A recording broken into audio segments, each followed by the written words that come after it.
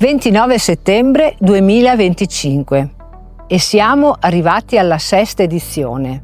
Sì, siamo alla sesta edizione della giornata internazionale sulla consapevolezza per combattere gli sprechi alimentari e le perdite di cibo. È un'iniziativa voluta dalla FAO nel 2019 e che conta di raggiungere il proprio obiettivo entro il 2030. Ma in quale modo?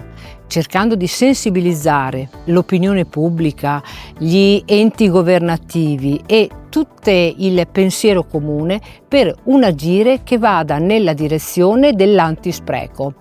Infatti nel nostro agire quotidiano noi che cosa possiamo fare per ridurre gli sprechi e le perdite di cibo, tenendo conto che il cibo è un elemento importante per l'umanità e per il pianeta?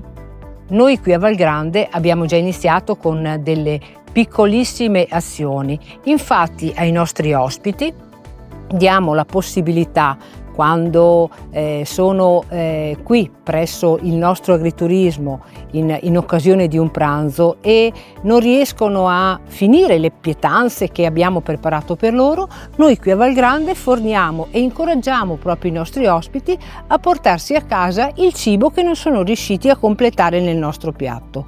Tantissime però possono essere le azioni che noi possiamo fare. Qualcuno di voi vuole darci qualche consiglio per contribuire ad eliminare le perdite di cibo?